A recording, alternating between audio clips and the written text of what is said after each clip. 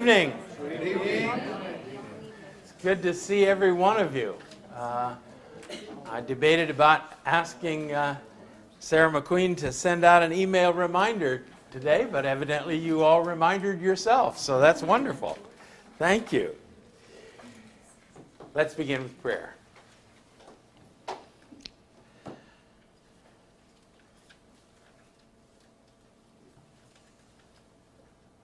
We remind ourselves, O Lord, of our intense need for your Spirit to inspire your truth to our hearts.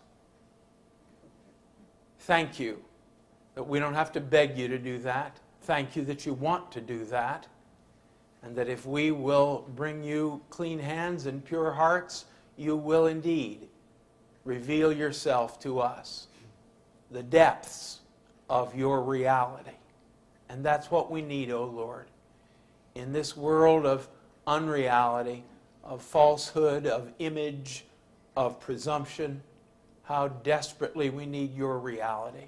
And so we pray that you will come this evening again and open your word to us.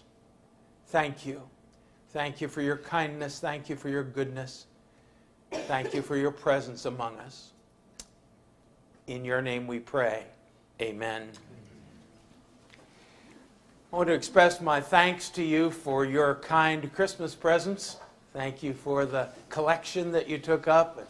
Several of you anonymously and otherwise gave gifts. Thank you. Thank you very, very much. I really appreciate it. And I'm so grateful for your attendance, for letting me go on here week after week. Thank you. It would be much more difficult if I had to do this to an empty room. So thank you. Thank you.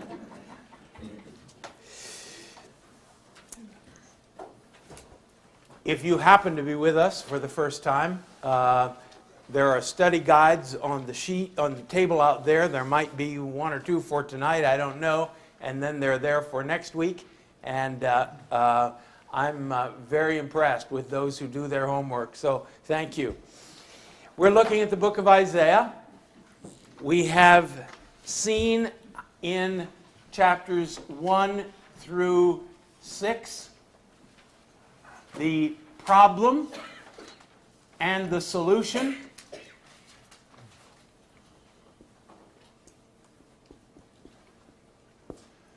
The question is, how can this Israel, is that legible? Okay. How can this Israel, sinful, corrupt, enamored with human greatness, how can this Israel ever become that Israel? The Israel that is pure, that is clean, that is God's messenger to the nations. And the answer is, if the same experience that the man of unclean lips had can be the experience of the people of unclean lips. So we have the call to servanthood. In chapters 7 to 39 then, we are looking at trust, the basis of servanthood.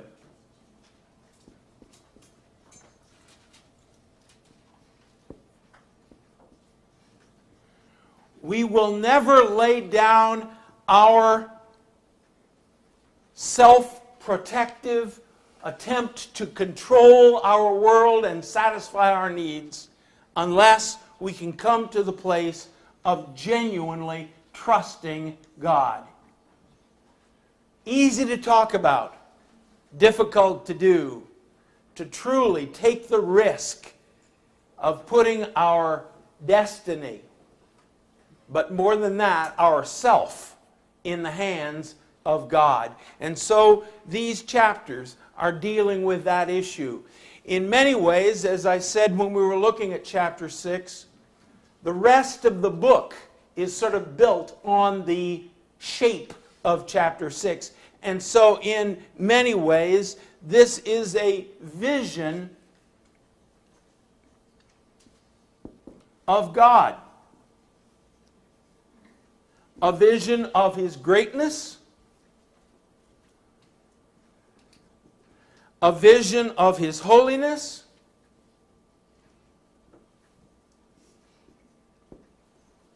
A vision of His trustworthiness. Just as Isaiah had that vision, so also the people, in a real sense, in these chapters, are experiencing that vision. We saw then, or we have seen, how in chapters 7 through 12, King Ahaz was given the opportunity to trust God and refused. He would rather trust his worst enemy, Assyria, before he would trust God. And before we throw very many rocks at him, we need to take a long look at ourselves. How easy it is to trust money instead of God. How easy to trust position instead of God. And on and on and on, and none of those are our friends. I think of the hymn that says, "Is this vile world a friend to lead us on to God?" No, the answer is no. But at any rate, he refuses. And so, in those chapters, we see the full picture. What's going to happen if you refuse to trust? Assyria is going to come. But is God going to leave you there? No. In His grace, God is going to send His Messiah. And if you will indeed come to grips with God's character in chapters 9 and 10 and order your life on that basis, then God will judge your discipliner. Assyria will be judged and the Messiah will be revealed. So that we see that full picture of what are the implications of not trusting, all the way played out until in chapter 12 we have those beautiful words. You'll say in that day, "I'll give thanks to you, O Lord, for though you were angry with me, your anger turned away, that you might comfort me. Behold, God is my salvation. I will trust and not be afraid."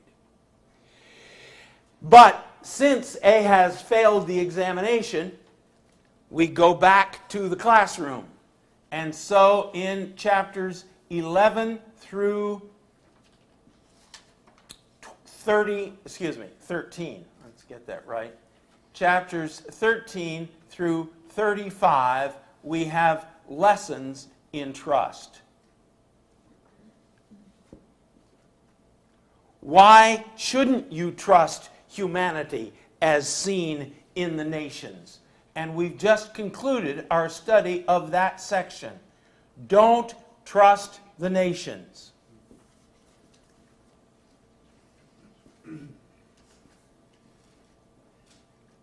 Now let me ask you, it's a little dangerous, but let me ask you, why shouldn't we trust the nations?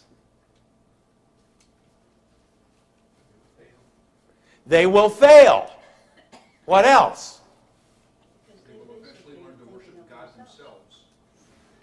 They will eventually learn to worship God themselves. All right.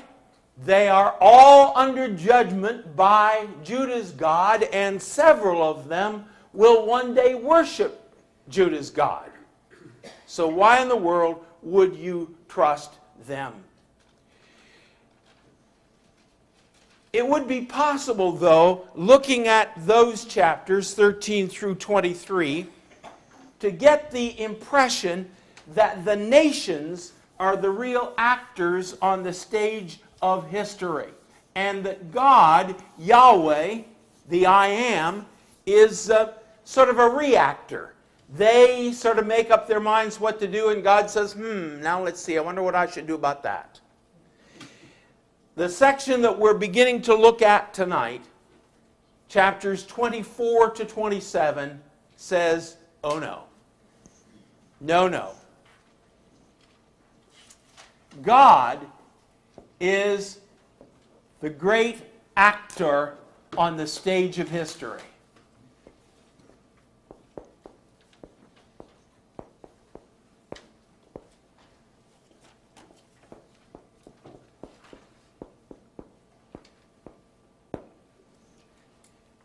God is the one who is the ruler of history. God is the one who is calling the shots. He's not just reacting to what humans decide to do. And here, of course, we have this unanswerable conundrum of divine sovereignty and human freedom. A conundrum that is unanswerable to human intelligence. Every attempt to answer it falls into one ditch or the other. If you say, well, sovereignty, that's it, you end up in the ditch of determinism like the Mohammedans.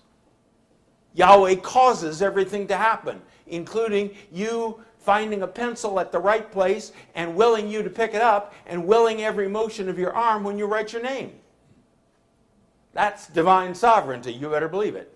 Or, no, that's wrong. It's human freedom. Yes. And God sits around saying, oh dear, I wonder what they're going to do next. Oh my, oh look at that. Oh goodness gracious. But somewhere in between those two is the reality that nothing happens apart from the hand and the touch of God, but everything that happens is an expression of God giving us freedom to choose. So in these chapters, that picture is developed. Tonight then, we're looking at 24 and 25. Next week we'll look at 26 to 27. And again, that's our pattern. We're roughly doing 2 chapters a night. And thank you for your patience during the fall with my in and outness. As far as I know at this moment, we'll be every Monday night with 2 exceptions between now and the middle of June. So you can sort of depend on that. All right, chapter 24. Now we've talked about individual nations.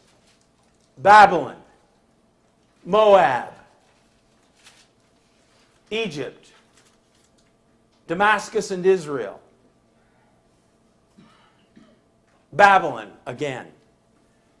Arabia, Judah herself, and Tyre. Individual nations. Now when we look at chapter 24, it's kind of a general summary of all of that. And sometimes students will argue with me that, well, no, we shouldn't say 13 to 23. We ought to say 13 to 24, with 24 as the conclusion to all of that. And you can make a good argument for that. But this is another of those cases that I've talked about with you before where it's difficult, well, maybe put it another way. Isaiah is very gifted at creating transitional sections, which both look back, but also look ahead. And we'll see, there are a number of connections between 24 and 25, 26, and 27 that make most people, liberal or not so liberal, believe that the division point is between 23 and 24. Okay. In verses 1 and 3, who is the actor? Yahweh, the Lord, yes. The Lord will empty the earth and make it desolate. The Lord has spoken this word. So there's no question right from the outset who is the Lord of history here. Now look at verse 2. It shall be as with the people, so with the priest, as with the slave, so with his master, as with the maid, so with her mistress, etc., etc. What's the point of that? No socio-economic political class of people are going to escape. No socio-political class is going to escape. Everybody is covered from high to low, from in to out, everybody. And that point gets made again and again. Now look at verses 4 through 6. The earth mourns and withers, the world languishes and withers, the highest people of the earth languish, the earth lies defiled under its inhabitants, For they've transgressed the laws, violated the statutes, broken the everlasting covenant. Therefore a curse devours the earth, and its inhabitants suffer for their guilt. Therefore the inhabitants of the earth are scorched, and few men are left. What's the dominant relationship that's working here? Somebody say cause and effect.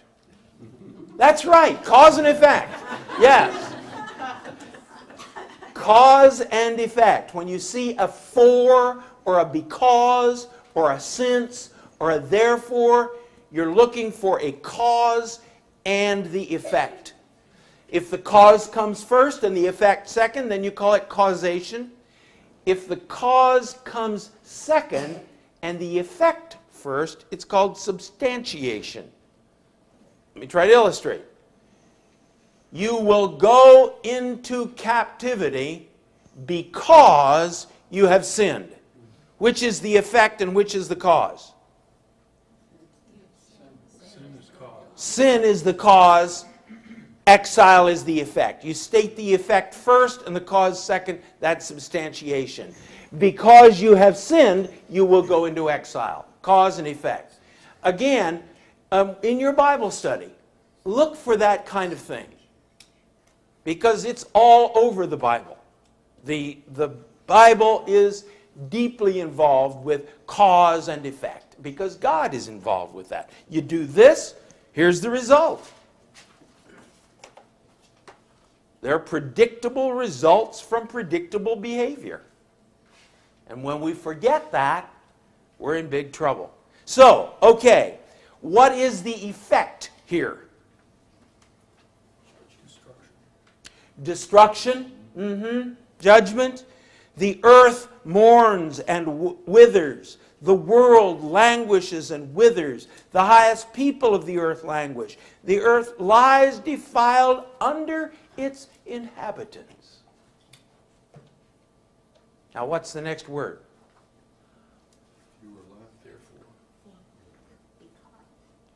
Because they have transgressed the laws, violated the statutes, broken the everlasting covenant.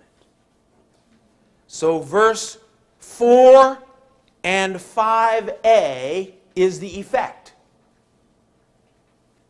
And I particularly want you to notice 5a.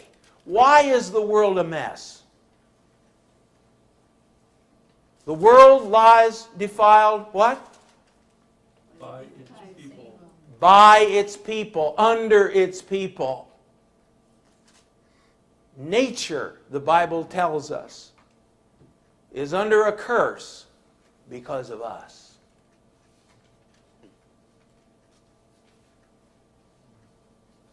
Question?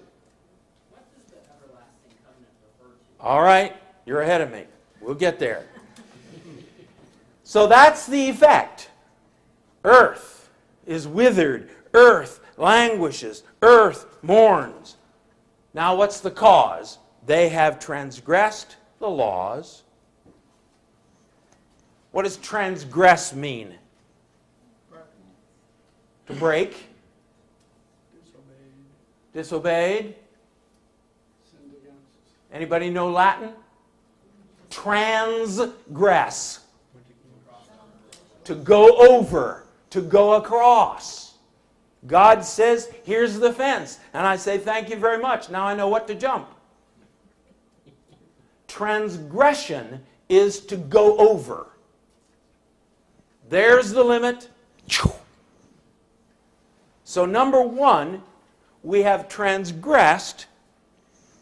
Now remember, what's the Hebrew word for law? Torah.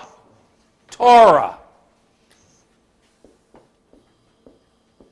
And what does Torah mean? Instruction. Good. Instructions.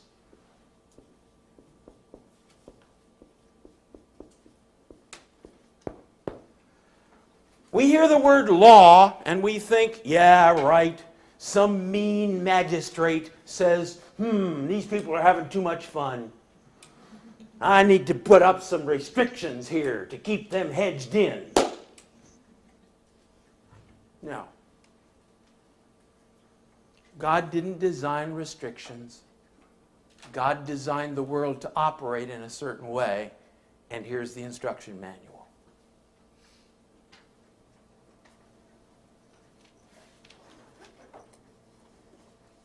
And we've said no. No. I'm not going to use this machine, this world, the way it was designed to be used. I know better. My friend the snake tells me that you don't really care about me, that you did all these things to protect yourself. Transgressed the laws, violated the statutes, tore them apart, did with them what's not supposed to be done, and broken the everlasting covenant. Now, commentators argue about this. This is the world. The covenant was with the Hebrew people, wasn't it? I think it's clear from starting with Torah, with instructions, that Isaiah is saying there is an unspoken covenant between Creator and creatures. There is an unspoken agreement. This is the way you were made to live. You weren't made to commit adultery. You weren't made to steal. You weren't made to lie. You weren't made to take one another's lives. There's a covenantal agreement there that, in a sense, by being born, we enter into, and we say, no. No. Therefore, a curse devours the earth. Now, you see, we've come back. We started out with effect.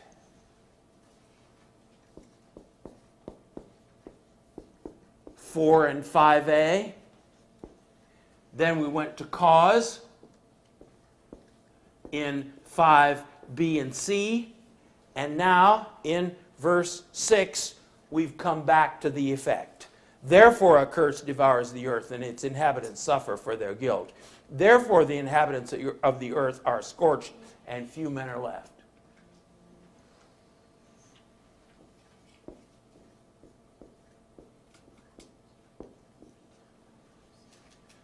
So this relationship is what I call substantiation. Substantiation. Too many T's and so forth in here.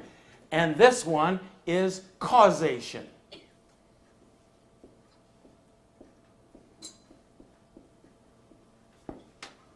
Effect first, cause second, substantiation, cause first, effect second, causation. All right. So I'll ask the question, does this apply to us?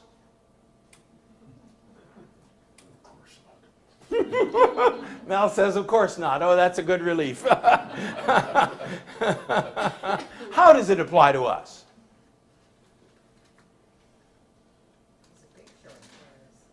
It's a picture of us, yes? People. Of human beings.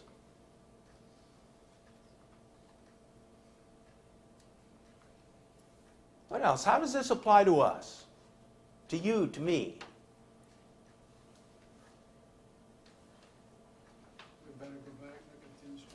We better go back and look at the instructions. That's exactly right.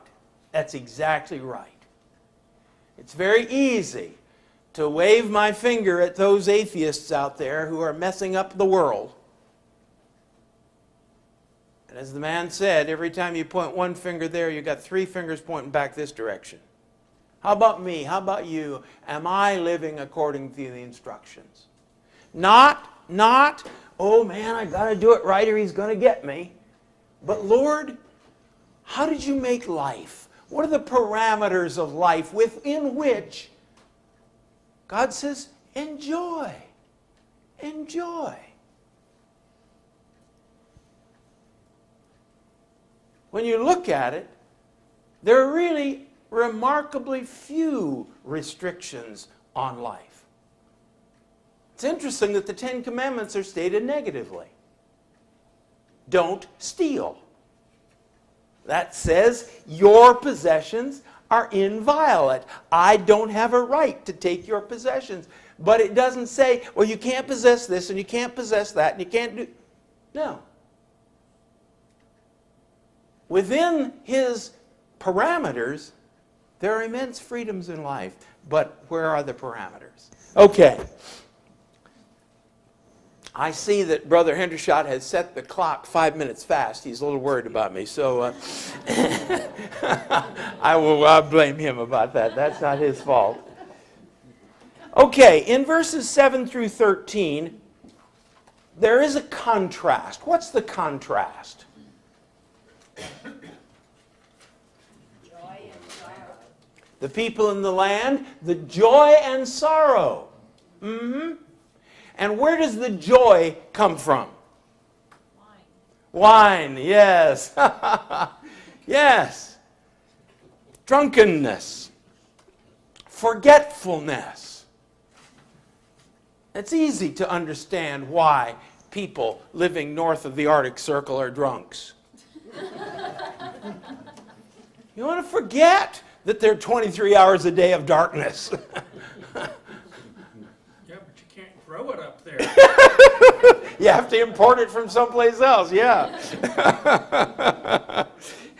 So yes, verse 9, no more do they drink wine with singing. Strong drink is bitter to those who drink it. Yes. So a false kind of joy, a joy that is produced in forgetfulness. But instead of that joy, there is sorrow. Because, verse 10, the wasted city is broken down. Every house is shut up so none can enter. There's an outcry in the streets for lack of wine. All joy has grown dark. Desolation is left in the city. Now we're being introduced here to two themes that are going to run right through these 4 chapters. One is city. And the other is song or singing. And here comes another major relationship in the Bible, and that's contrast. One relationship is the cause and effect relationship. Another one is contrast. Because we're going to see 2 kinds of cities and 2 kinds of singing. So there's the song of the drunkards, and it's going to be silenced by sorrow. And we see this city, this wasted city, this desolate city, its gates battered into ruin. So he says in an image that Isaiah likes, verse 13, so it will be in the midst of the earth among the nations, as when an olive tree is beaten, as at the gleaning when the grape harvest is done. What he's talking about, and here it's very, the term that's used is elliptical, where you leave stuff out. Other places he fills it in more fully. It's the idea that when you've picked all the olives, up there on that highest branch, out on the end that you can't get to, will be a few olives left. And when you've gone through the vineyard and gotten all the good grapes, there'll be a few little greeny, withered ones that you left behind. And Isaiah says that's how judgment will be. The orchard will be picked clean with only a few bits and pieces left over here and there. Now, 14, 15, and 16. What about this one? Why are these people singing? Verse 14. They lift up their voices, they sing. What? For joy. Joy. Other people were singing because of alcohol. Now the vineyards are empty and gone, so there's no alcohol, so there's no joy. All of a sudden, it's as though the curtains are pulled back. We see this picture of a desolate earth. And then, here come the curtains back. They lift up their voices. They sing for joy over what? The Lord's majesty.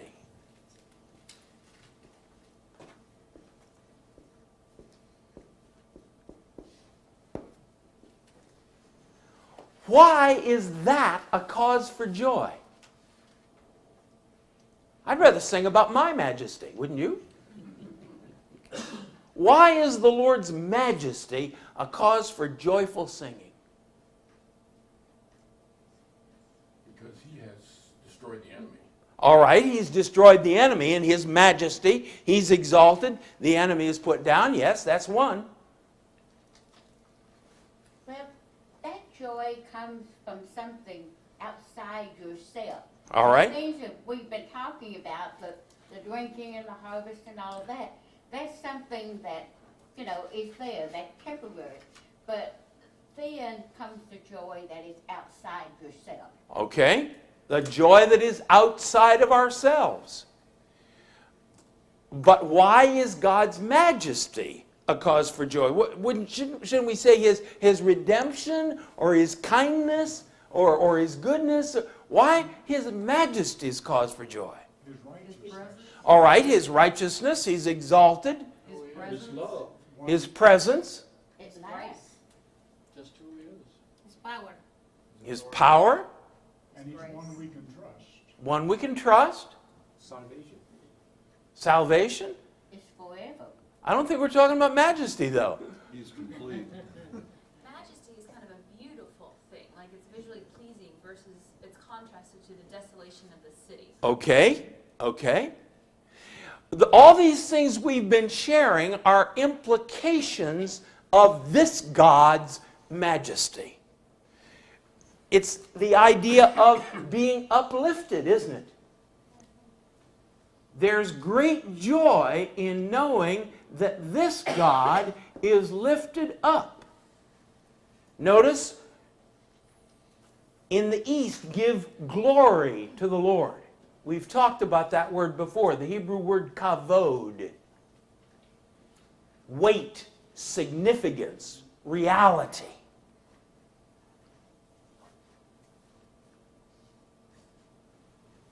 The idea of this God, this good God, this loving God, this righteous God, this kind God being exalted is good news.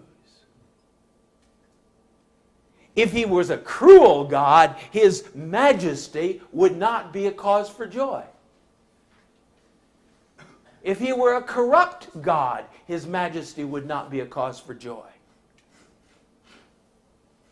If he were a duplicitous God, a lying God, his majesty would not be a cause for joy. But because of who this God is, then for him to be exalted is good news. For his glory, for his reality, for his weightiness to be displayed in the world, that's good news. And so, to the atheist, we respond, it's no accident that this God is not like the gods of the world. This God is different. And that is an evidence of revelation. Humans didn't create this God. As Isaiah loves to say over and over again, this God created humans. But Look at the last half of 16. What's going on there?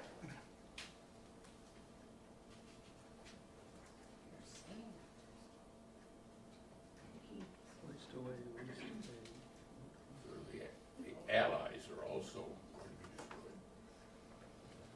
He knows the pain of what it means when we fail, the city fails. He knows the pain of what it means when we fail. Yes, I think that's exactly right. I think it's as though Isaiah is saying, yes, yes, I know there's joy out there ahead. I know that God's presence is a cause for joy, but I also know the price that's going to have to be paid before we are really experiencing that joy out there ahead.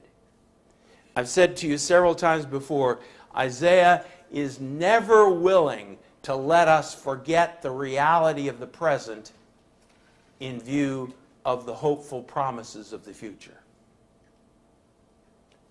It's as though Isaiah is saying, I can't really join in that song because I know what's going to happen before the day when that song is fully realized. I know the pain, I know the sorrow, I know the betrayal that's going to occur along the way. And so we come back then in verses 17 and following. How would you describe the language in 17 through 23? What kind of language is it? Apocalyptic. It's apocalyptic. All right, good. What else would you say?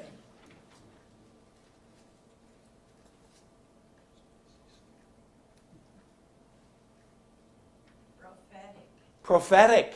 Mm-hmm. It's kind of over the top, isn't it? It's excessive, if you will. Terror and the pit and the snare. He who falls at the sound of terror, flees at the sound of terror, will fall into the pit. He who climbs out of the pit will be caught in the snare.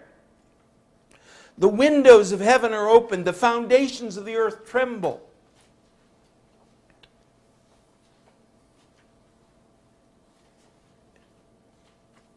What level of judgment is being portrayed here? Destruction of the entire world. Destruction of the entire world. Indeed, of the cosmos. Verse 21, on that day the Lord will punish the host of heaven in heaven, the kings of the earth on the earth. My, the earth staggers. The earth is shaken. Verse 20, why will the earth be shaken? Guilt and rebellion. Yep, what's the word? Its transgression lies heavy upon it. Yeah, yeah. Show me the fence so I can go over it. Show me what I'm not supposed to do so I can do it. And again, any of you who have had children understand this very, very well.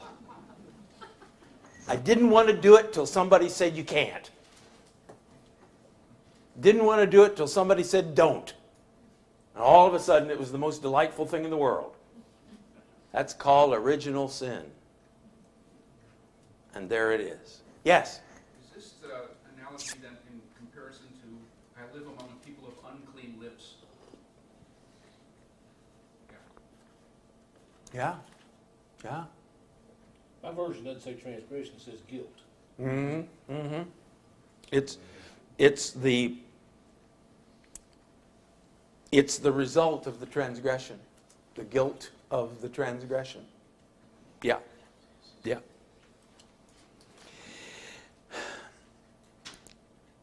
So there's the picture. Verse 23, the moon will be confounded, the sun ashamed. Why? Because the Lord of heaven's armies reigns on Mount Zion and in Jerusalem, and His glory will be before His elders. Past 2 weeks, I've been taking some graduate students at Concordia Seminary through the first 39 chapters of Isaiah, looking at the vision of God. One of the things I had them doing was looking at all the occurrences of Lord of hosts, Lord of heaven's armies. And it is speaking of God's universal power, His power to destroy and His power to redeem. All the hosts of heaven. And I comment here in the background, I think, yes, the host of heaven for the pagan is the stars, and all those are gods. And Isaiah says, they are part of Yahweh's army. And Yahweh calls them out by name, owns every one of them. And you pagans have created a host, and God will destroy that host, the one you've created, in His own power. Okay, now where do we close? The last verse here, 23. The Lord of hosts, what? What's the verb? Reigns. Where? On Mount Zion and in Jerusalem. And who will see His glory? The elders. Remember the book of Revelation? The 24 elders. Double 12. Who will see God's glory. He is the King. No other. And He will reign on Mount Zion and in Jerusalem. Now remember, here is Zion. Zion is found all over the world today. This is where He means to be king. This is where He means to reign in righteousness. Someone says, don't you believe that in the last day God will be physically crowned in Jerusalem? Well, if that happens, I'm not going to turn in my ticket. No. But this is not finally about, as the New Testament makes very clear to us, this is not finally about something that's going to happen physically out there somewhere. It is something that God, through Jesus Christ, has made possible now. And that's good news. That's good news. All right, chapter 25.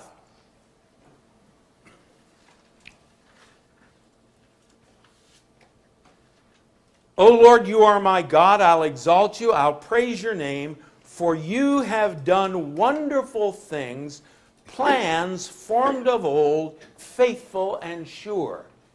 Anybody remember where we've encountered this idea of God's plans before now?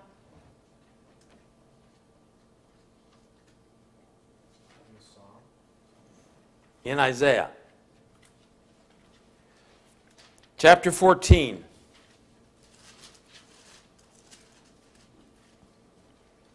Verse 24. The Lord of hosts, the Lord of heaven's armies, has sworn, as I have planned, so shall it be. As I have purposed, so shall it stand, that I will break the Assyrian in my land, and on my mountains trample him underfoot. It's exactly what happened, as we will read in chapter 37. Verse 26. This is the purpose that is purposed concerning the whole world. This is the hand that is stretched out over all the nations. For the Lord of hosts has purposed, and who will annul it? Yes, God has plans. He is the sovereign actor on the stage of history. His plans are going to be realized. You and I have freedom to alter the way those plans will be realized, but we do not have the freedom to cancel out the end result of those plans. God is infinitely creative. And he is going to accomplish his purposes. Although, as I say, we have freedom to alter the ways in which those purposes may be indeed worked out. So what has he done? Verse 2. He has made what? The city a heap. The fortified city a ruin. The foreigner's palace a city no more. It'll never be rebuilt. Therefore introduces an effect. What's the cause here?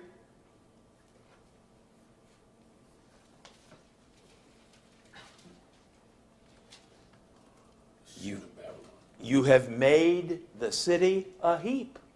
Therefore, strong peoples will glorify you. Cities of ruthless nations will fear you. God's hand of judgment will cause other nations to recognize him and fear him. Because, so here we go back and forth again. Cause, effect, effect, cause. For you have been a stronghold to the poor, a stronghold to the needy in his distress. Two causes. One, you destroyed those enemy powers, that strong fortified city, and you did that for the sake of the poor. And therefore, strong nations are going to praise you. Well, it has happened. It has happened. Who would have predicted in 0 AD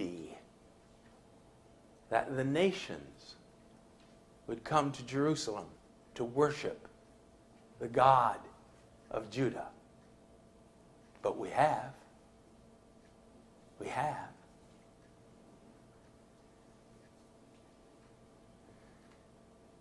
Now, verse 6.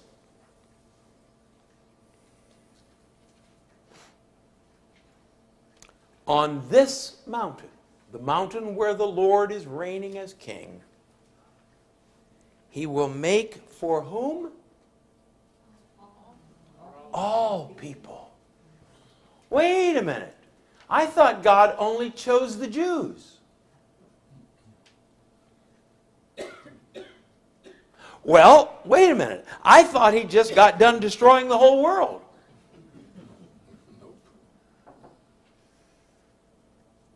That's called hyperbole. You look at the way it's spelled and you're tempted to say it's the hyperbole, but it's not the hyperbole. Hyperbole. Overstating your point to try to get it across. Jesus was guilty of this all the time. Unless you hate your father and mother, you can't serve me. Whoa. This is the guy who just accused the Pharisees of finding excuses so they don't have to take care of their parents. Now he goes way beyond that. He says, no, it's not just don't take care of them, it's hate them. But he's trying to make a point. Let your commitment to beat me be so radical that by comparison, your necessary commitment to your parents will look like hatred. So it's the same way here. No part of the world is going to escape God's judgment. Every part of it is subject to it. But what does this say? 6, 7, and 8. How widespread is his salvation?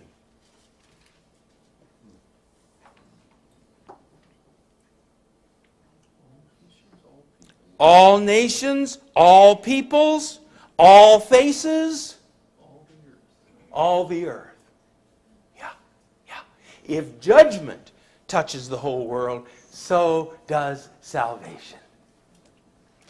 And what is the nature of the salvation that he's offering? What's he going to do precisely here on this mountain? What's he going to remove? Death. Death. Death.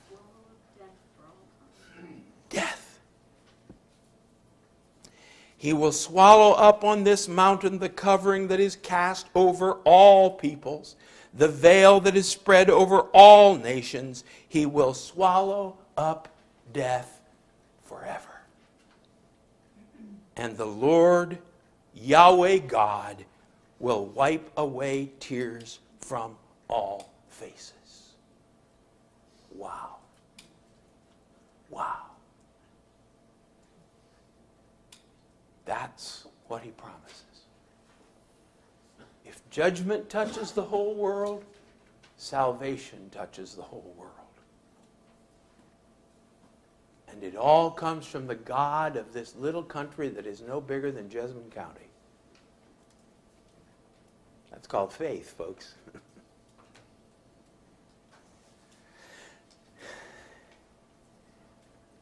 Look at verse 9. It will be said on that day, behold, this is our God. We have what? I hear trust. Does somebody else have a different word? Waited. Waited. Yes. I forgot in making out next week's study that we were covering it here, so you'll find it in the background there.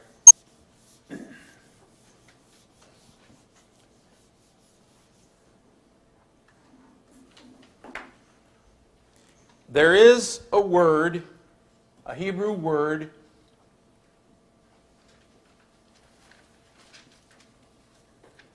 bazah, that is translated trust. There are two other words, kavah and hakah. That's the rough H. Chaka. These are both translated wait.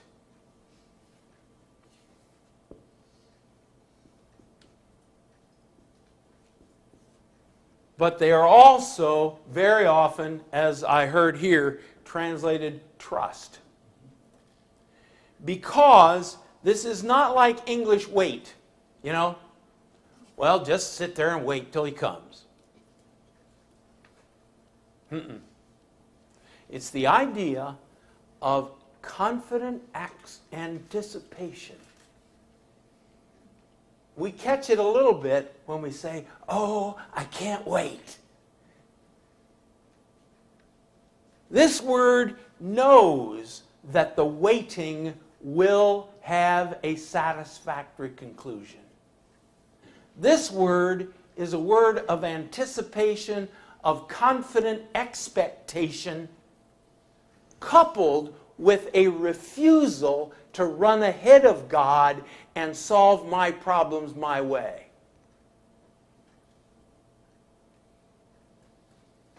Isaiah captures it in chapter 40, verse 33. They that wait for the Lord. Now that's not just, well, I suppose he's going to come sooner or later. All right, well, nothing else to do.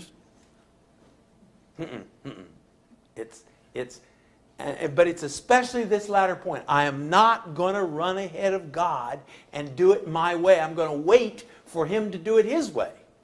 Question? If you've seen it modeled, it's really awesome. My father had a nasty illness one time, and the family gathered, assuming he was going to die. And right in the middle of the waiting room at the hospital, my mother sat with a smile on her face. And we said, are you all right? And she said, I'm waiting on the Lord. And she meant it. It worked out fine. Yeah. In the opposite sense, would it be like when Saul didn't wait and went ahead and did the sacrifice? Yeah, that's exactly right. That's a classic example of, I've got this problem. The Philistines are up there. We've been waiting a week for Samuel to come. The soldiers are drifting away. They don't want to attack up that hill. I can't wait any longer. that apply to Paul when he talks about future glory in Romans? Uh-huh. Wait with eager expectation. Yes, that's exactly right. Wait with eager expectation. It's hope in the New Testament comes close to this. Again, it's not, well, I hope he comes. No, it's, we live in hope, assurance, certainty. I also was going to ask if it has the connotation of hope, but Yep, not just wait, but be, that's right. have hope. That's right. I know, as Brother John was saying, I know he's going to deal with this. I know that he, in his time and in his way, is going to give me the right solution. And living in that sort of anticipation, living in that sort of hope. Yes, yes. So there's a measure of patience. Exactly, exactly. And it is this refusal. Not in my time, not in my resources, not according to my wisdom, but in his time, his resources, his wisdom. Now, he may very well use your resources and your wisdom and all those kinds of things, but it's him doing it, and you know it because you waited. And if you run ahead of him, you'll never know. It's that wait with the certainty. Yes, absolutely. Definite certainty. And that's why they can be translated trust. But sometimes trust misses this time element that's involved here. Looks like Abraham, like Sarah and Elizabeth. Yep. Waiting. Yes. Keeping the faith even though they're barren. The fiery furnace with the 3 men. Fiery furnace, yes. If it doesn't- Yes. Yeah. I don't think that would be easy to do. No. Nobody said it would be. It just seems like it would be, it says waiting here, but it has to be faith, it has to be trust. Like even back over in the New Testament, when Jesus left the disciples, he said he was coming back. But for a while, they just sat there, I guess, waiting. Yeah, right. So it's not the same thing here, but in a way, it really is. Yes, it is. Waiting, and yet Yeah. you want to do what God wants you to do in that time. Yeah. And you see, it goes right back to Ahaz. Isaiah says, hey, yeah, I know Israel and Syria are coming, and they plan to take you off the throne and put somebody else on. But hey, the Lord has it in hand, and you just wait. And Ahaz says, I can't wait. I got to do this. And it's the same thing now. We're coming up to the time when Ahaz's son, Hezekiah, is going to be faced with a couple 100,000 Assyrians out there. Well, are you going to wait? Yeah, I guess so. I hope I'm not repeating, but this waiting can prepare me for whatever it is that God is going to bring to pass. Yes, the waiting can prepare me, us, for whatever it is God's going to bring to pass. Yes. Again, if we rush ahead, we won't be ready for what's going to happen. And there may be something that needs to take place within. There may be something that needs to take place within us for God to be able to act. Absolutely. So, they're going to see it. This is our God. We have waited for him that he might save us. This is Yahweh. We have waited for him. Let us be glad and rejoice in his salvation. For the hand of the Lord will rest on this mountain, and Moab will be trampled down in his place. A lot of commentators are very troubled with verses 10, 11, and 12 because verses 1 to 9 have been so nice. Verses 10 and 11 and 12 are anything but nice. Awful. It's the picture of a barnyard. If you've ever been in a barnyard in February you know, this is not a nice place. And Moab is face down in the stuff, spreading out his hands as though to swim. And he can't. For the Lord, verse 11, will do what? Bring down their pride. Bring down their pride. We saw that in chapter 15 and 16. Moab is noted for its pride. Again, you need to get ready for the final exam come June. Theme of the book. Theme of the book. God alone is exalted. And any creature who tries to exalt himself or herself against him is doomed to failure. Not because an arrogant God says, well, I'm not going to let you do that. I'm the only big one around here. Get down. No. It's simply part of the nature of reality. You and I are creatures, not creator. And anytime we act as though we are equal to the Creator, it's like unfolding a paperclip and sticking it in an outlet. You weren't made to do that. And it's going to be an electrifying experience.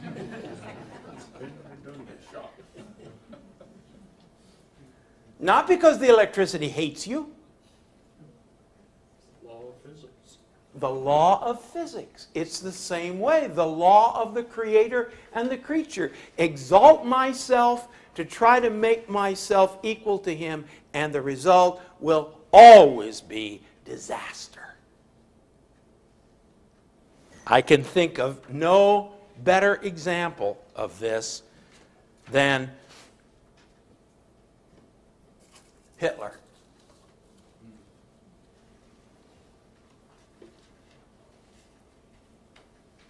Or Stalin, or Hirohito.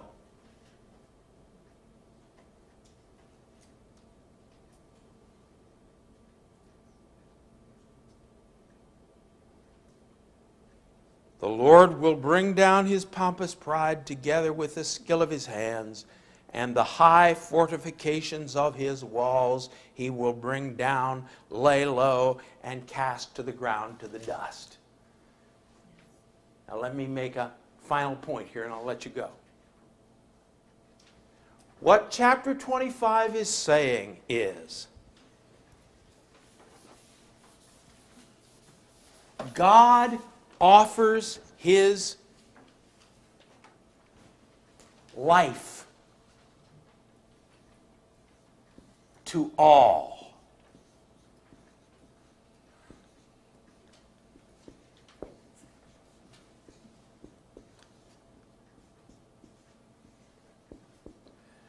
But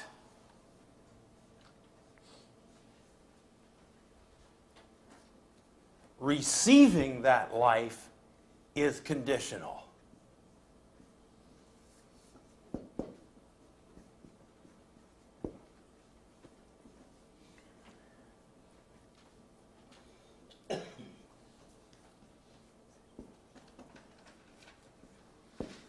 Now let me ask you, what is the condition?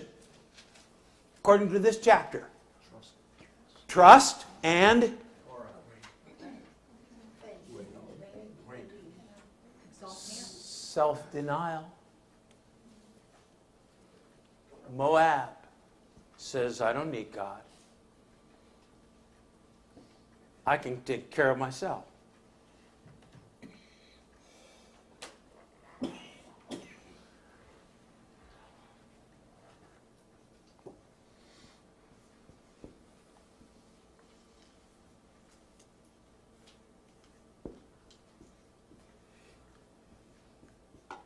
And there is the sticking point for all too many humans. No. I'd like presents from God. But to deny my right to myself to get it? That's too high a price. That's too high a price. So this chapter, these two parts are not contradictory. Moab's fate does not contradict God's grace. His grace is real, but so is His justice. Okay, we'll stop there.